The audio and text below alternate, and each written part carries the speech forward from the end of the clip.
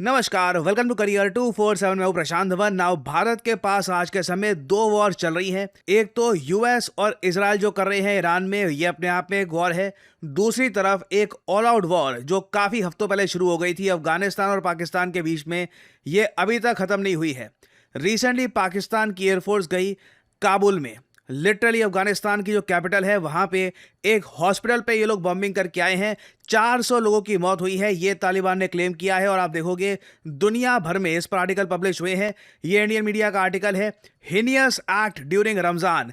भारत ने कड़े शब्दों में निंदा करी है of Pakistan strikes on Kabul. और मैं ये भी कहूंगा यहाँ पर दुनिया को भी बिल्कुल निंदा करनी चाहिए। यहाँ पे अगर इजराइल की निंदा की जाती है कि इजराइल गाजा में क्या कर रहा है या फिर यूएस ईरान में क्या कर रहा है, तो पाकिस्तान ने अफगानिस्तान में जिस तरीके से 400 लोगों को एक हॉस्पिटल में मार दिया है, ये बिल्कुल एक हिनियस एक्ट है in the Holi month of Ramzan. यहाँ पे आप देख पाएंगे Afghanistan says more than 400 people killed in Pakistani strike on Kabul hospital. Islamabad अपनी तरफ से ये क्लेम डिनाई कर रहा है, बट जो विजुअल सामने आ रहे हैं, जो इमेजेस सामने आ रही हैं, जो वीडियो सामने आ रही हैं, उससे साफ साफ लग रहा है कि पाकिस्तान ने अटैक तो किया है काबुल पर। क्वाइट पॉसिबली इनका जो अटैक था या तो ये मिसकैलकुलेट हो गया है या फिर अब इंटेंशनली पाकिस्तान एक हॉस्पिटल जैसी जगह को, एक ड्रग ट्रीटमेंट फैसिलिटी जो है, ये आप कह लीजिए एक रिहेबिलिटेशन सेंटर है, यहाँ पे अटैक करके ये लोग डिनाई कर रहे हैं। और अब ये लोगों का नया टैक्टिक रहेगा, पाकिस्तान जो अफगानिस्तान के स्कूल्स हैं, हॉस्पिटल्स हैं, वेरियस और बिल्डिंग्स हैं, उनको अटैक करके डिनाई कर देगा बाद में कि नहीं देखिए हमारा वहां पे अटैक करने की हमारी इंटेंशन थी नहीं। बट ईदर वे ये मैं कहूंगा एक बहुत ज्यादा शॉकिंग इंसिडेंट है कि एक रिहैब क्लिनिक, एक हॉस्पिटल में इस टाइप का अटैक किया गया है। ये एक 2000 बेड फैसिलिटी का हॉस्पिटल था और अभी भी हमको पता लगा नहीं है यहाँ पर कि कितने लोग मरे हैं। क्वाइट पॉसिबली हो सकता है कि मृतकों का आंकड़ा 400 से काफी ज्यादा बढ़ जाए as more numbers become clear. और भारत की तरफ से आप देखोगे ये स्टेटमेंट आई है कि इंडिया बिल्कुल निंदा करता है पाकिस्तान के इस बारबैरिक एयर स्ट्राइक की on Umed addiction treatment hospital in Kabul on the night of March 16. This is a cowardly and unconscionable act of violence. और बिल्कुल सिर्फ एक कायरतापूर्ण मिलिट्री ही इस टाइप का अटैक कर सकती है। और एक कंट्री जिसका कॉन्शियस मर चुका है वही सीधा जाकर एक एडिक्शन ट्रीटमेंट हॉस्पिटल को जाकर टारगेट करेगा। आगे आप देखोगे लिखा है कि इस अटैक की वजह से कई लोगों की मौत हुई है, कई सिविलियंस की मौत हुई है and can no means be justified as a military target. Pakistan जितना भी कल को ये इसको स्पिन देने का प्रयास करे कि नहीं यहाँ पर डी एडिक्शन सेंटर नहीं था, यहाँ पे ये लोग कुछ और काम कर रहे थे, इट वॉज ए हॉस्पिटल, और उसको टारगेट करना ये बोल करके ये मिलिट्री टारगेट है, ये कोई भी कंट्री जस्टिफाई नहीं कर पाएगा। अब पाकिस्तान इस मैसेकर को, वर्ड्स बहुत ही ज्यादा इंपॉर्टेंट चुने हैं भारत ने, बिल्कुल ये एक मैसेकर ही है। अगर पाकिस्तान काफी बार ऐसे आरोप लगाता है इजराइल पर, और तो बिल्कुल इन लोगों को भी एक्सेप्ट करना होगा कि ये जो इन लोगों ने यहाँ पर किया है, इट इज ए मैसेकर। 400 लोगों को मार देना, it is a huge thing. ये बिल्कुल एक हिनियस एक्ट ऑफ अग्रेशन है पाकिस्तान द्वारा, और साथ ही साथ एक असॉल्ट है अफगानिस्तान की सॉवरेनिटी पर, और ये एक डायरेक्ट थ्रेट है to regional peace and stability. फिर आगे आप देखोगे भारत सरकार की तरफ से भी ये बोला गया है कि ये अटैक रमजान के होली मंथ के दौरान किया गया है। A time of peace, reflection, mercy among Muslim communities across the world. ऐसे टाइम में हॉस्पिटल पर इस टाइप का अटैक करना, it is very shocking. There is no faith, no law and no morality that can justify this deliberate targeting of a hospital and its patients. और फिर main बात यहाँ पर यह है कि अब इंटरनेशनल कम्युनिटी को अकाउंटेबल ठहराना होगा और पाकिस्तान पे प्रेशर डालना होगा कि क्यों ये लोग अफगानिस्तान में जो सिविलियंस हैं इनको मार रहे हैं। बट अनफॉर्चुनेटली हम देख रहे हैं कि यूरोप चुप है, यूएसए चुप है और चाइना भी बिल्कुल चुप है। इंडिया आप कह सकते हैं अकेला देश है इस वक्त जो अफगानिस्तान के लोगों की आवाज उठा रहा है। अगर इंडिया भी यहां पर ये इशू रेस करना बंद कर दे तो लिटरली पाकिस्तान आराम से एक मैसेकर कर सकता है अफगानिस्तान में, और दुनिया बिल्कुल इसको इग्नोर कर देगी। और मैं देख रहा था कि अफगानिस्तान के जो क्रिकेटर्स हैं ये किस तरीके से रिएक्ट करते हैं इस अटैक पर।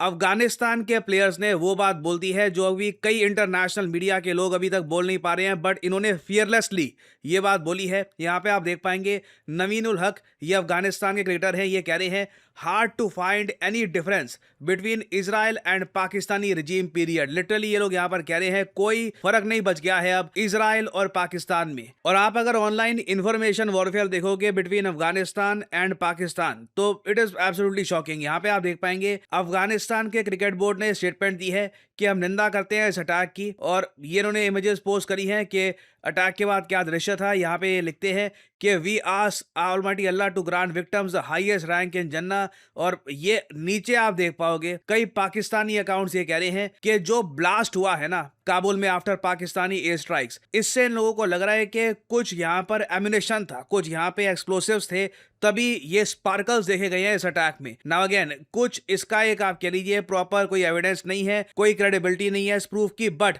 इसको कहते हैं इन्फॉर्मेशन वॉरफेयर।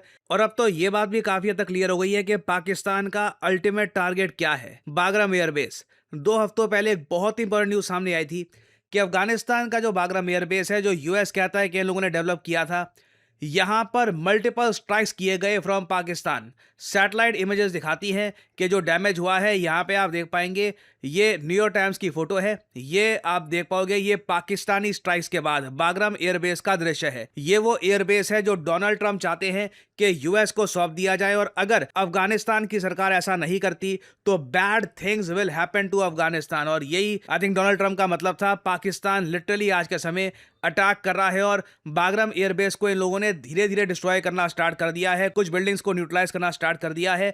मैं सरप्राइज नहीं होऊंगा यहां पर पाकिस्तान ऑपरेशन सिंदूर से इंस्पायर्ड हुआ होगा। जिस तरीके से भारत ने पाकिस्तान के एयरबेसेस को डिस्ट्रॉय किया है, ये लोग इसी तरीके से अफगानिस्तान में जो एयरबेस है बागराम एयरबेस, इसको अब टारगेट करना स्टार्ट कर चुके हैं। हालांकि अफगानिस्तान ने यह क्लेम किया था कि इन लोगों ने पाकिस्तान के ज्यादातर एयर स्ट्राइक्स जो थे इनको रोक दिया था to the Bagram airbase, but ultimately साफ साफ दिख रहा है कि पाकिस्तान चाहता है कि बागराम एयरबेस या तो अफगानिस्तान चुपचाप यूएसए को दे दे, या फिर ये धीरे धीरे काबुल को अटैक करते रहेंगे। बागराम एयरबेस जो काबुल के काफ़ी पास है उसको अटैक करते रहेंगे, और बेसिकली आज के समय जो तालिबान की गवर्नमेंट है ना अफगानिस्तान, इसको न्यूट्रलाइज करके कमजोर करते रहेंगे। और ऑनेस्टली पाकिस्तान को रोकने के लिए इस वक्त कोई भी पावर सामने नहीं आ रही है।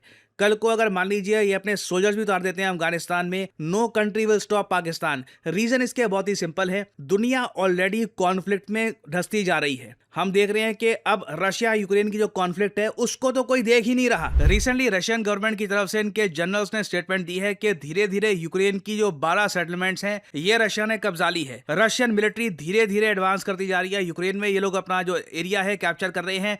दुनिया फोकस कर रही है आज के समय यूएस और ईरान की वॉर के बीच में, दुबई में क्या हो रहा है, कतर में क्या हो रहा है। और अब आप सोच सकते हैं किसका ध्यान जाएगा कि अब पाकिस्तान अफगानिस्तान में क्या कर रहा है, which is again very serious. तो कॉन्फ्लिक्ट्स दुनिया में लगातार बढ़ती जा रही है और अफगानिस्तान की सरकार ने यह कहा है कि ये लोग डील करेंगे पाकिस्तान के साथ in their own language. Now इसका मतलब क्या है, देखिए अफगानिस्तान के पास इस वक्त ज्यादा ऑप्शन बची नहीं है। क्लियरली ये लोग यही वेट कर रहे हैं कि पाकिस्तानी मिलिट्री एक बार अफगानिस्तान के अंदर आ जाए, एक बार ये लोग कुछ एक ऑपरेशन ग्राउंड लेवल पर स्टार्ट कर दें, उसके बाद पाकिस्तान तालिबान एक ज्यादा कंफर्टेबल तरीके से लड़ पाएगा पाकिस्तान के against in their own territory. और आने वाले कुछ महीनों में आप देखोगे आसिम मुनीर के सामने सबसे मुश्किल निर्णय यही होगा कि क्या इसी तरीके से एयर स्ट्राइक्स करते रहें या फिर अब पाकिस्तान की मिलिट्री को, इनकी आर्मी को एक ग्राउंड ऑपरेशन लॉन्च करना चाहिए इन अफगानिस्तान और नॉट। और मैं आपको बता दूं, लग रहा है कि ये इवेंचुअली होगा, ये आने वाले कुछ महीनों में हो सकता है, बट पाकिस्तान डेफिनेटली लग रहा है कि ग्राउंड लेवल पर आर्मी ऑपरेशन लॉन्च करेगा अगेंस्ट अफगानिस्तान।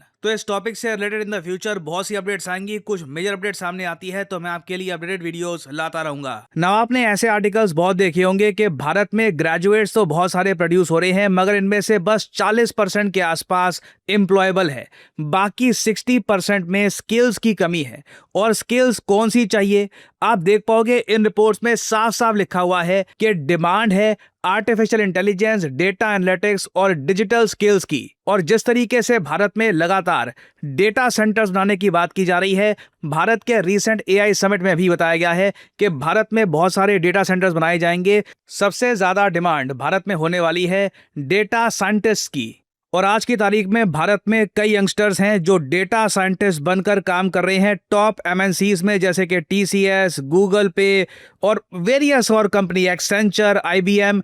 डेटा साइंटिस्ट की डिमांड भारत में आपको हर जगह मिल जाएगी। नाउ आदमी सुनता है ये टाइटल डेटा साइंटिस्ट तो लगता है कि अच्छा कोई पीएचडी चाहिए होगी इसके लिए, कोई मैथमेटिक्स में आपको शायद जीनियस होना होगा, 18 साल की उम्र से तैयारी करनी पड़ेगी तभी बन पाओगे, आईआईटी का आपको बैकग्राउंड चाहिए। नहीं, ऐसा कुछ भी नहीं है। मैं आपको बता दूं, बहुत सारे सक्सेसफुल डेटा साइंटिस्ट आते हैं, इंजीनियरिंग, इकोनॉमिक्स, कॉमर्स और even completely non technical background से भी आ सकते हैं।